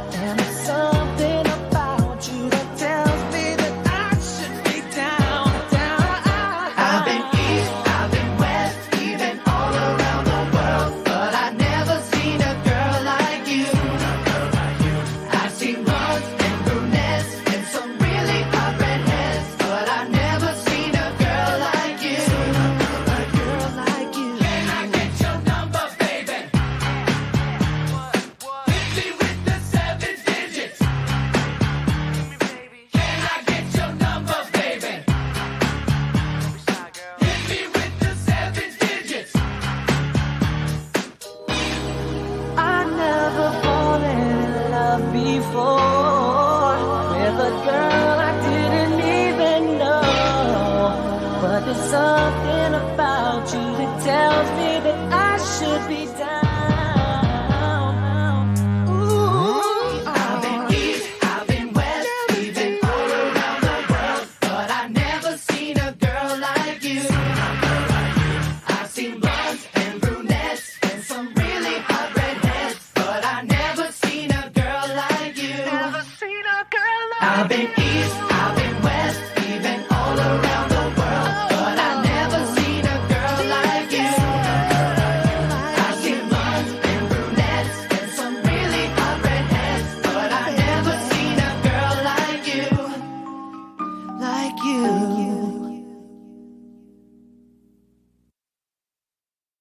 Hey, everybody, that was Ricky Rebel when he was like young, and let's bring on Hal And Sparks. Ricky Rebel's a good friend of ours, and I love him. Yay! What's happening? Hey, what's Hey, up, look Hal at Sparks? Hi. How are Look you? at that. Good. Not a lot of people know that I was the third guy from the back in the dance sequence, and then I was the second motorcycle for only half the day, though, because they just needed me for the jump and in that video. So it's work, but I was young. I needed the money, which will also be the name of my autobiography. It's so funny because we the guy who actually is in that band is a friend of ours, and that was Ricky when he was Rebel. on tour with Madonna. And YouTube flags us for playing music, so I have to find music that they won't stop us live, to play. Right. And that's something they don't stop us with. But hello and welcome to the show. Do you have your Hi. hair in a ponytail? Yes, I do. I love it. It's Okay. currently back because I You're went like to the a gym. rock star. You're like It's a rock true. star now. I'm a lot everybody, like- now we want to welcome to the Jimmy Star Show with Ron Russell, comedian, actor, musician, television personality, Hal Sparks. Hello and welcome to the show. Yay! Thanks. Yay. Please settle down. So it's very exciting for all of us. This is my husband and co-host, Ron Russell. Hi, Ron. We met years ago. I don't doubt it. Yeah, Taya Gill is a dear friend of mine. Oh, yeah. So I met you, I think, at Peter's film. Remember Peter's film about a gay guy? Wait a minute. Peter made a film about a gay guy? What are the odds? how's that? No, you're talking about the TV series. He played it himself. He played it himself. I thought it was a movie. It was excellent, by the way, where he was a young kid. I forgot what the plot was, but Peter. I met you there. I believe I met you there, and I also met the guy that played your lover on Queer as Folk. What's his name? Robert Gant, you mean? No, Bobby? he didn't. No, he wasn't your lover. He wasn't. Gail. You're talking about that Gail guy. Gail. I'm talking. Oh, about yeah, him. no. That was he played. That was Michael's best friend. Yes. Yes. You were terrific. Very nice. Peter was a doll. Mm-hmm. Of course, Taya is a doll, and the girl that played the lesbian also forgot her name. Michelle. Yep. Another doll. But I can't say the same about Gail. He was very rude, stuck up, and thought who the fuck he was. And I simply said to him, "Oh, I think, are you in that movie too?" No. Yeah, no, right, yeah. Gail is not the most pleasant person. But anyway, I tell it like it is, Hal. I know you do. I appreciate it. So I don't have to. I hear you. That's why we're number 11, the best pod show in the world. 11 interview show. With 5 million viewers that are watching you right now. We tell it like it is. I appreciate it. Yeah. How did you, the question that everybody, listen, I'm gay. All my gay friends were so in love with you, you can't believe it. Whoa, when that show came out, Queer as Folk, all the queens were yelling, "He's so cute, he's adorable." Blah, blah, blah. They were going nuts over you. The girls have gone as crazy over you as the queens were. Right. True. How did you fact check? True. How did you feel about playing a gay guy when in fact you're not gay? I don't know that the fact that he was gay factored into it too awful much in terms of my decision making. Like I didn't hesitate or feel like that was. I didn't feel like that was part of the choice decision in the role at all. You could see Michael on the page as a human being, and it was really well crafted, and it was a tale worth telling. That's the primary thing that I care about. The fact that that he was a gay character and that it was set in this environment and that made it politically important as well, art-wise, was a plus. I would argue that if it hadn't been so well crafted and the characters weren't so well designed and the other actors weren't so rock solid in that regard, it would have done more damage than good, and therefore been a terrible thing. Because it's not necessarily that you do the thing that you believe in, but will it actually help the thing you believe in? You know what I mean? You can do a crap project that actually sets back, gay rights 10 years if it's not well done. If it walks up to the bell and it doesn't ring the bell, you could do more harm than good. Luckily, that wasn't the case. So insofar as playing the character, that it was who he was. Because the great thing about Queer as Folk, I think, was that each character, how they had sex and with whom they had sex, was meaningful to who they were. So Gail, that played Brian. Brian was, just promiscuous and sort of dismissive, borderline sociopathic in his relationship, and the idea that he and Justin might actually be a number over time was the big question for that part of the story. Because is he even capable of falling in love, and is the young guy even capable of not falling in love with him? So that's always that was the drama of that relationship. When it came to Michael, he's totally capable of falling in love. He's totally capable of finding someone worth loving and being with forever. The question is he in a world that will allow it?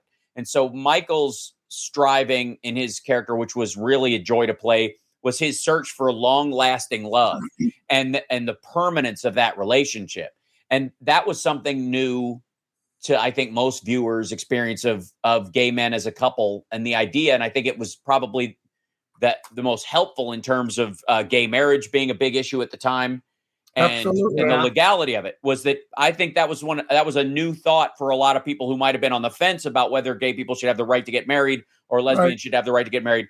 That it didn't occur to them that was a choice worth having, beyond the fact that I think most people's exposure was HIV positive negative relationships and people not being able to see the person they were in love with in their final hours in some ways, which I find interesting that the whole world found that out during COVID to some degree. That was everybody's problem.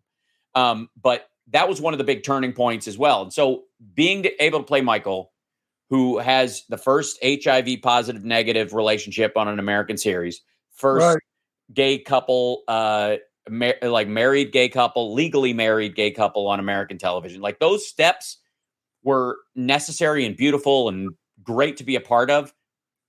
But it wasn't like, well, I'm not going to play a gay character unless it politically is, I can be a flag waver or something like that. It's got to be worth it as a piece of art. Oh, it was real. It was real. I never missed an episode, and I'm not a great TV watcher, but I loved everything you guys did because it was real. I didn't find it anti-gay or offensive, and I didn't find it vulgar or crude. And I didn't find it to be something that heterosexual people would reject. Now, question 2. Which I wish you guys would bring it back, not that crappy one that's out there now. Right. That one that they did now is so politically correct I could vomit. No, it's just disgusting. Right. But if they brought back the original Queer as Folk nowadays, as you guys being who you are older, in a new world of gay freedom, would you be a part of that project? Without question. Yeah, of course. My one holdup would be is I would prefer, and I would sort of demand that Ron and Dan, our executive producers, be a part of it, because they were integral to the crafting of the storyline and the direction that it was going. And so, like, the idea that we're all together, but somehow the creative team would be different would be an issue, I think, especially as a gay couple that's been together as long as they have. The stories that they brought forward were rooted in their whole life, as opposed to, as people, by the way, who came from a time when it wasn't accepted and bulldozed anyways, and then found themselves in a newly changed world. So their life story over time, rather than have some young writers who are gay but may not have had the experience that they had over their life, feeding the depth of the story anyways. And that's where I think you get what you would call the sort of politically correct version of it, which is it's really just a march loosely related to a story. Now, what I got out of your character And as I said, I don't blow smoke up anybody's ass, so don't think I'm trying to, make you feel good because you're on our show, because I could care less. You're here and you're going to do your job. But that's right. You portrayed me when I was 19, innocence. Everything you did with innocence that was so believable that I kept saying to my daughters, girls, look at this guy. He's not even gay, but he understands it. He feels it. He's a wonderful actor because he's got innocence. Yeah. And innocence is very hard to portray. I'm an actor, I know. Yeah. But everything you did, you believed, you were gullible, you were learning. Your part was wonderful. Your part was a once in a lifetime role. I agree. You're right about you were brilliant in it. When you do innocent, a lot of people think that the hardest part of acting is crying or angry, and it's nonsense. People get accolades a lot for the anger that they play on screen and the sadness that they play on screen. And quite frankly, that's the easiest thing to draw from, especially the older you get, because you can draw from real life experiences and you can lay it over. Happiness, on the other hand, if you're angry during your day, if you're happy during your day, you can pretend to be angry because you can still be happy to have a job and play anger on screen. There's a fluidity to the emotion of doing that. As an actor, though, if you're having a rough day or your life isn't in a perfect situation or you're exhausted or whatever, playing happiness or openness or sweetness or joy is ice skating uphill. It's really difficult. And Michael, what was necessary for him in that innocence that you're talking about was renewed faith all the time. He had to always have renewed faith. And that means getting hit with the same shovel twice in life for a lot of people. It's why most people don't live that way. And I found on an emotional level, it was the most exhausting part of that character, genuinely, was having to, after something dramatic had happened, go back to the top of the scene where I'm innocent again and do it again and do it again. But you know what? You didn't portray innocence pathetic. And that I liked. Had you been pathetic, I wouldn't have been happy with your character, because gay people are not pathetic. Right. Most times, anyway. We are at some times. True of all people. True of all people. Yes, of all people. I told this to Taya a lot of times. Taya and I, we discussed that. She would go back in that show in a minute. Yeah. And we discussed who we thought were good and we love Peter. Peter does a brilliant job also. He played that flippy fag so well. He was wonderful at it. Right. Gay, we can call him a fag. Yeah. And I really don't give a shit because I don't believe in the new thing where words, that's bullshit. Anyway, Michelle portrayed the lover as the butch lover wonderfully. Taya, I've talked the about Earth Mother. Yep, I talked about Taya's performance to Taya's face, and I told her, you were the pretty lesbian. You were good. I didn't like when you went with men, but that was okay because a lot of lesbians do, and she agreed with that. She wasn't happy about sort of betraying her lesbian lover, which, of course, she leaves Michelle for a guy. At one point. I would love for somebody, this is a bulletin. Anyone out there with money, please contact Hal. Let Hal get producers to bring this wonderful, fabulous, beautifully acted and written TV show to Netflix or something. You'll make a lot of money with it. The new Queer as Folk is nothing like the old Queer as Folk. The new Queer as Folk has gone, I don't know, to the moon, or I don't know where the fuck it went, but it stinks. I wouldn't watch it another second. All right, let's go. I want to go. Wait a minute. You can have it. I know, but we only have a I'm couple all of riled minutes. up. I'm all riled. I know. What do you mean a couple of minutes? Because we came on late, and so we only have 13 more minutes, and I have lots of stuff I want to talk to him about. Hal's got to come back. He will come back. I'll come back, absolutely. So I want to... Couple of things I want to address in that. One is I agree about language. I think anytime you allow someone to take your self-worth by any word they say to you, you are giving power away. So, and I believe people make a decision about what something means before it happens. Your emotions don't come first. Your thoughts do. So if my friend calls me a dickhead versus a stranger, it's not the word that does anything to me. I know my friend is joking. I know the stranger doesn't know me. So I've made a decision about when someone insults me, before I feel anything. And so I think that one of the worst things allies can do is to insist that, oh my God, when they call you that, they dehumanize you, to be on the side of effectively the person who's swearing at you or calling you something and saying that person has power, you don't. I don't agree. It will always be that you're like the words bounce off because if I'm by your side and I'm your friend and I'm your ally, my argument is always going to be that doesn't mean anything. I'm here and I'm your friend. And that has meaning. What the fuck they say doesn't matter. Absolutely. I'm from Brooklyn. You know how we used to greet each other? Hey, fucko, how you feeling? That's right. Hey, fucko, hey, fuckface, what's going on? That's right. Nobody thought anything of it. Right. I mean, yeah. I have even the people who like getting fucked in the face, which is the interesting thing. I have friends that. That's hilarious. I have friends that I call whores. Oh, you old whore. Sure. Sure. And it means nothing. It's just words. It depends on what you put behind it. If you put a bullet behind it, it's bad. Right, exactly. But anything short of that. Say it as a joke or as a listen, when I call somebody a fuck, it's affection. Mm-hmm. Because I'm from I call Jimmy a fuck about 10 times. He calls me a fuck all the time. We've been married for 10 years. Yeah, I keep saying, Jimmy, slow down, you fuck. You're driving too fast. It doesn't mean bad. Right. Well, that's what I mean. The words, it's because you've made a choice about what the words mean to you and to other people. Right. And that's the distinction. And if you give that power away, and this happens around pronouns a lot, where people if they don't say my pronouns right, they don't respect who I am. Well, first of all, you don't need their respect to have respect for yourself.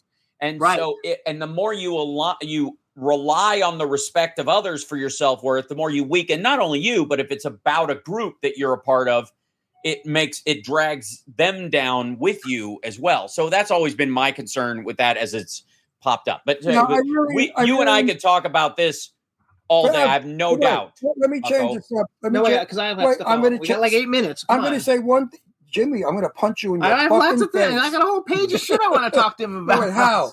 Yes. No lying. I really enjoy your work. What can I see next? What have you got for me? Sexy Liberal is this Saturday. With Stephanie Miller, we're on live on tour. I also, during the current unpleasantness, right at the beginning of lockdown, I started doing a daily live stream to help people deal with the politics and the stuff that's going on. So until production comes back and that kind of stuff, this is what I've been doing. And as a comedian, as a political wonk, it's kind of the perfect thing for me. So I do a live stream every day, 5 days a week at infotainmentwars.com. That's my YouTube channel. And 3 times a week in the mornings, Monday, Wednesday, Friday. And then on Saturdays, I've had a radio show for almost 12 years now. Wow. And I talk politics and all that kind of stuff out of Chicago on WCPT. And I also live stream that on my YouTube channel and my Twitch channel as well. So from that, I've just decided, I was always, as a comic, always sort of self-determinative about my art. I have a love of the game thing where I can do whatever I want and the next project will come. And since my goal in life as an actor is to be the oldest guy in the movie, that's me. That's me. Yeah, that's what I want. That's right. I'm the oldest one on the set. Right. That's my goal is to be, Hume Cronin or Burgess Meredith in my career. That's where I want to go. So I just hump while I'm, I pick projects that will move me down the field in that direction as opposed to a cul-de-sac and gone. So I'm very picky about that stuff, especially after Queer as Folk and Libre. I totally want to work One other with fast question.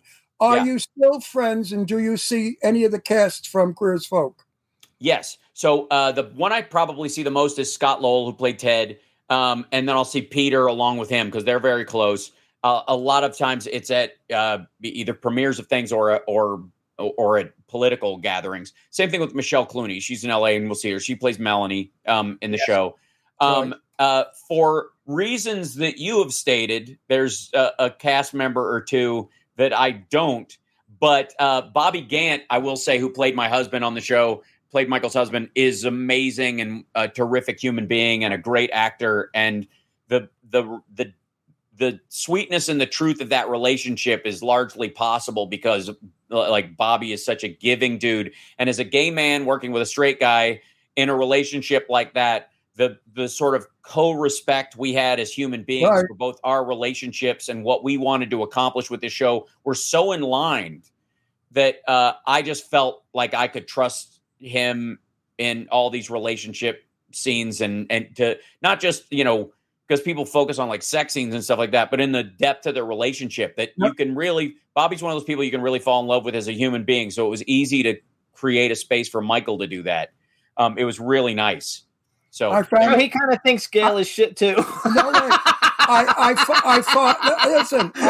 find the entire cast to have been well fit. Gail's not working, so you know what? He probably is. You don't know that. Yeah, he's not. Where is he? I never see him. Yeah, but there's so many channels. He could be on one of those channels. Do you have any idea the shitstorm I get when this conversation comes up?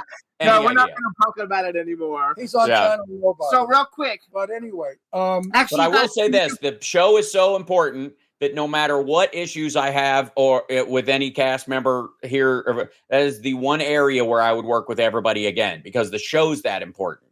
Absolutely. You're a professional. Of course you would. Well, except I'm a professional, but outside of that, that is not necessarily true. I wouldn't do any other projects. Right. Only that. You would do that one. Yeah, exactly. That would be Well, Hal, you've got clout.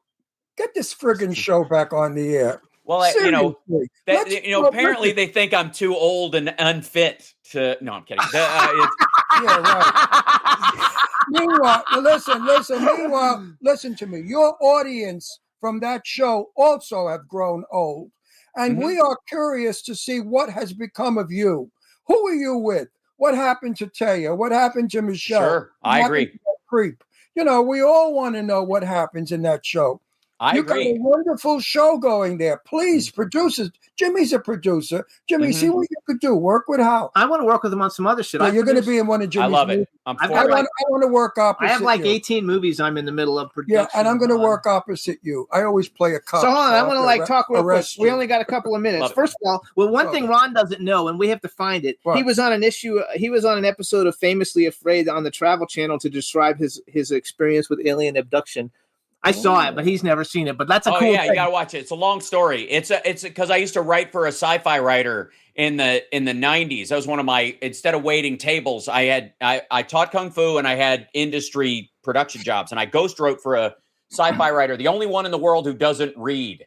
So I read all the source material for these things and did all the research and panicked myself into a corner reading every scrap UFO book. It's worth watching. It's probably on YouTube someplace. We won't take up time. Oh, I definitely will. Anything dealing with UFO is up my alley.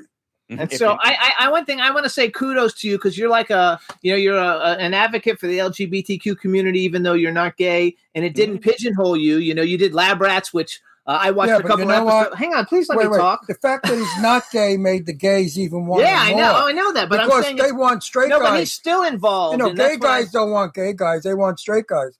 Meanwhile, you look handsome still. You got a great body. What are you talking teeth. About? Yeah, you don't look any older. Get rid of the ponytail. I like the ponytail. No. If he's doing queer as folk, I guess nowadays. Yeah, it's the one thing I would cut the hair for. I would say this. I would have to cut the hair for the show if I did it because Michael wouldn't have long hair because people would think it was gay. That's the interesting thing about a character who's largely in the closet most of his life. It would not be something he would do. He was like an altar boy. You were like an altar boy. Yeah, that's also where we split ways.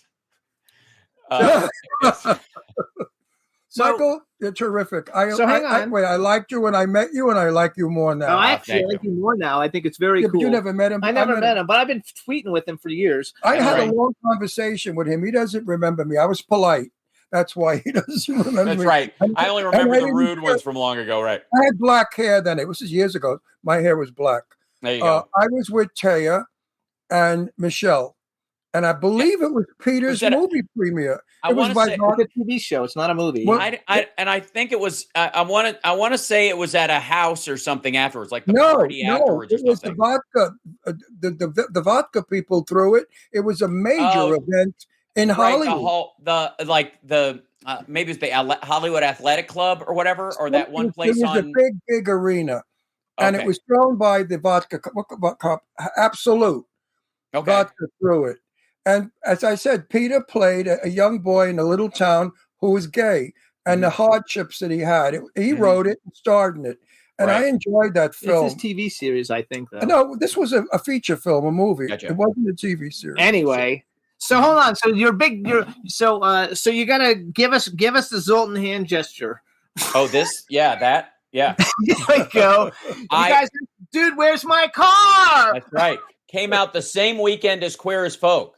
Literally, both of those things debuted the exact same weekend. And if anything sets off the diversity of a career better than that, I don't know what it is. Because I literally had Dude, Where's My Car, Queer as Folk happening Friday to Sunday in the same weekend, just in December. Yeah, so I was very proud of that. And the nice thing about that thing is I made it up. I created that little hand symbol because they needed something for the Zoltan thing, and they couldn't. And now, like the Pittsburgh Steelers or Pittsburgh Pirates. That's right. Yeah, right? The Pittsburgh Pirates do it when they hit a home run or a base hit or something like that. And soccer players all over the world will do it as well. It's just so random to have that kind of odd that like. And this should be a warning to Hollywood producers. A, if you don't cast me in something, people hate it. But also, if you do cast me in something, there's always something magical attached. Whether it's Dude, Where's My Car, or Queer as Folk, or Lab Rats, or the I Love This. Like I barely do anything that's my own thing, anyways, that I'm a major part of that doesn't have some sort of like cultural stamp on it. I mean, not the least of which is like. Lab Rats itself was just a joy to do. But, Angel Parker, who was my wife on that show, she and I are the first biracial lead couple in an American sitcom. Like, that's crazy that it took that long and that it was Disney XD. Right. But I couldn't. Hal, I want to say one thing. Mm-hmm. Anybody can give a good performance in one movie. We can do one movie and give a great performance. Sure. But to give a series, as long as your series ran, Queer as Folk, and Lab Rats. Wait a minute, and to be exceptionally good every single week and never miss a beat, that's a true actor. So if any of you idiots out there need a good actor, get Hal. Don't go with the little jerk. There's so many shitty actors out there I see on screen. I want to vomit. So we got to go. Get a good actor. So everybody, this is Hal Sparks' Instagram and Twitter. Both of them are both Hal Sparks. His website is halsparks.com. Yeah. And Infotainmentwars.com is my YouTube stream. I'll be on at 3:00 my time after this. And I would also we'll do this again because I think there's a longer conversation to be had here. You're coming back. You're definitely coming back. But when you're coming back, you're going to come back to tell us about the new TV show you're on. Queer as Folk. We're going to come back. Queer as Folk 2. I have to get a new agent first because apparently my agency has been eaten by another one. So I'm now. No, we'll be in touch and we'll have you back in a couple of weeks to do it again. Definitely, Hal. I love it.